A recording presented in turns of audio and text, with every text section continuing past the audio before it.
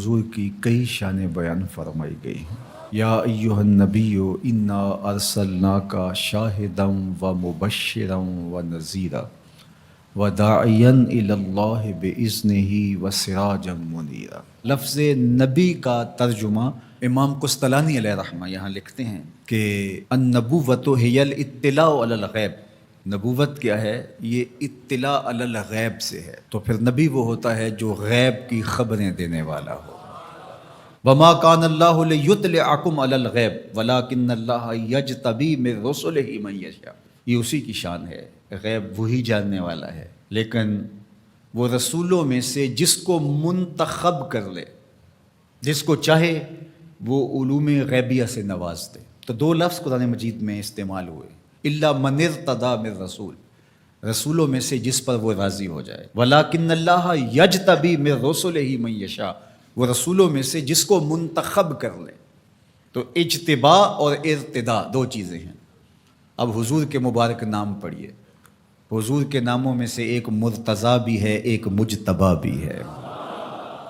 تو مطلب کیا ہوا کہ وہ غیب کا جاننے والا، وہ عالم الغیب نہیں، غیب کے خزانے کسی کو دیتا، لیکن جب دینے پہ آئے تو مجتبیٰ کو دیتا ہے، مرتضیٰ کو دیتا ہے۔ اور پھر یہ اتنی شانوں کے مالک ہیں، جہاں ضرورت پڑے پھر بخل سے کام نہیں لیتے۔ وما ہوا علی الغیب بدنین، یہ غیب کے معاملے میں بخل سے کام نہیں لیتے، جہاں ضرورت ہوتی ہے وہاں بیان کرتے ہیں۔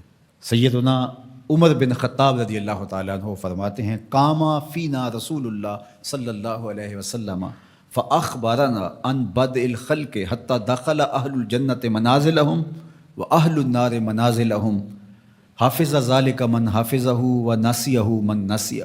کہا ایک دن حضور کھڑے ہوئے مجمع اصحاب میں، اس کائنات کی ابتدا سے انتہائے کائنات تک، یہاں تک کہ جنتی جنتوں میں چلے گئے اور جہنمی جہنم میں چلے گئے، کوئی شے نہیں جو حضور نے چھوڑی ہو، سب حضور نے بیان فرما دیا۔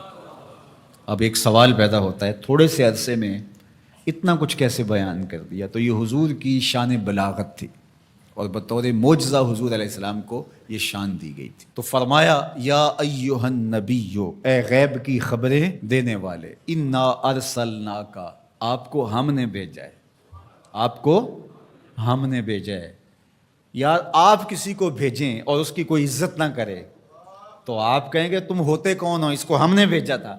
اللہ کہتا ہے محبوب تجھے ہم نے بھیجا ہے۔ تو یہ اللہ کی طرف سے فرستادہ ہیں، اللہ کی طرف سے بھیجے گئے ہیں، یہ اللہ کے نمائندے ہیں، اس لیے حضور کی آواز آواز حق قرار پائی، حضور کا بولنا اللہ کا بولنا قرار پایا، حضور کا حکم اللہ کا حکم قرار پایا، حضور کی اطاعت اللہ کے اطاعت قرار پائی۔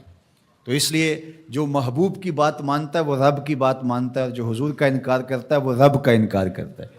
کوئی ساری زندگی لا الہ الا اللہ پڑھتا رہے اور محمد رسول اللہ نہ پڑھے، رب اس کے لا الہ الا اللہ پڑھنے کو اس کے منہ پہ مارے گا اگر میرے رسول کو نہیں مانتا، اس کو میں نے بھیجا ہے۔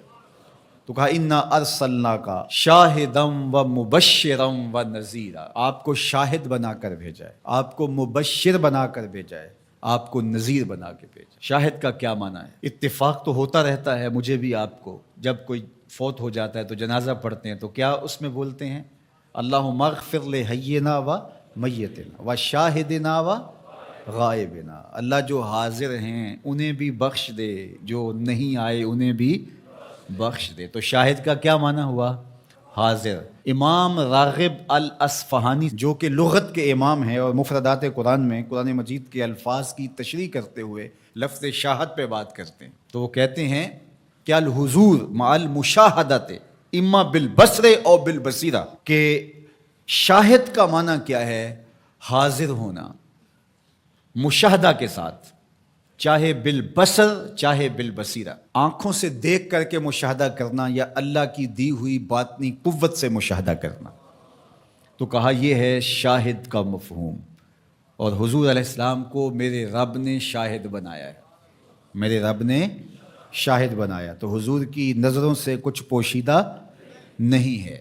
آقا کریم نے ارشاد فرمایا، یہ بھی صحاح کی روایت ہے، ان اللہ زوال الارض فرأیت مشارقہا و مغاربہا، اللہ نے میرے لیے زمین کو سمیٹ دیا اور ایک روایت میں ایسے کر دیا جس طرح میری ہتھیلی ہوتی ہے، میں پوری کائنات کو یوں دیکھ رہا ہوں جس طرح کوئی اپنی ہتھیلی دیکھتا ہے۔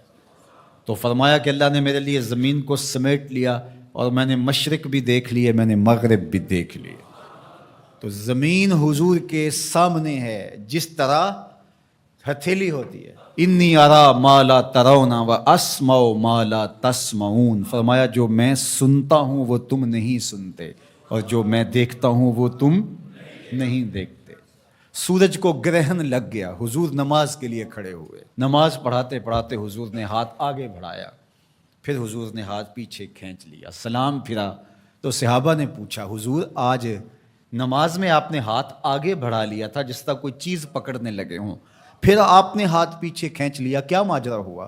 فرمایا جنت میں کھجوروں کا ایک خوشہ لٹک رہا تھا، میں نے سوچا تمہارے لیے توڑ لوں، اور اگر میں توڑ لیتا تم قیامت تک کھاتے رہتے، ختم نہ ہوتا۔ پھر میں نے نہیں توڑا، میں نے کہا چلو کل قیامت کو ہی صحیح۔ حضور کھڑے کہاں ہیں؟ مدینے میں، صحاح کی روایت ہے، کھڑے کہاں ہیں؟ اور ہاتھ اٹھا کے کہاں تک پہنچایا؟ جنت میں۔ صحیح بخاری اٹھائیے، باب تصفیۃ الصفوف ہے، حضور نے فرمایا صحابہ صفیں سیدھی رکھا کرو، مت سمجھو میں صرف آگے دیکھتا ہوں، میں آگے بھی دیکھتا ہوں، میں پیچھے بھی دیکھتا ہوں، میں تمہارے رکوع بھی دیکھتا ہوں، دلوں میں پیدا ہونے والے خشوع بھی دیکھتا ہوں۔ اے فروغت صبح آثار و دہور، چشم تو بی نندائے ما فی الصدور، انا ارسلناک شاہدا، محبوب ہم نے آپ کو شاہد بنا کے بھیجا، ومبشرا، ہم نے آپ کو مبشر بنا کے بھیجا، خوشخبری دینے والا، نیکوکاروں کو جنت کی بشارت دینے والے، اہل ایمان کو اللہ کی رضا کی بشارت، جنت کی بشارت دینے والے، یہ حضور کی شان ہے۔ پھر فرمایا وَنَذِيرًا، ڈر سنانے والا، کفار کو، عاصیوں کو، بدکاروں کو، اللہ کے نافرمانوں کو جہنم کے عذابوں سے ڈرانے والے، یہ نبی کی شان ہے۔ نبی مبشر بھی ہیں اور نذیر بھی ہیں۔ وَدَاعِيًا إِلَى اللَّهِ بِإِذْنِهِ، اور اللہ کے اذن سے اللہ کی طرف بلانے والے، اور جس طرح میرے حضور نے بلایا ہے، یہ تاریخ کا انوکھا باب ہے۔ وَسِرَاجًا مُنِيرًا، روشن آفتاب بنا کر کے جس کے جلووں سے ظلمتیں دور ہو گئیں۔ حضور حصی اعتبار سے بھی سراج منیر ہیں اور معنوی اعتبار سے بھی سراج منیر ہیں۔ معنوی اعتبار سے اس طرح کہ ظلم، شرک، کفر کے اندھیرے حضور کے آنے سے مٹ گئے، ناانصافیاں ختم ہوئیں، اور حصی طور پہ حضور کے مبارک بدن سے نور نکلتا تھا۔ تو ذرا اس آیت کریمہ کو دیکھیے، ایک آیت میں حضور کی عظمتوں کے موتی پروئے ہوئے۔ یا ایھا النبی انا ارسلناک شاہدا ومبشرا ونذیرا وداعیا الی اللہ باذنہ وسراجا منیرا، زیراں زبراں شداں مداں شان ادی وچ آئیاں۔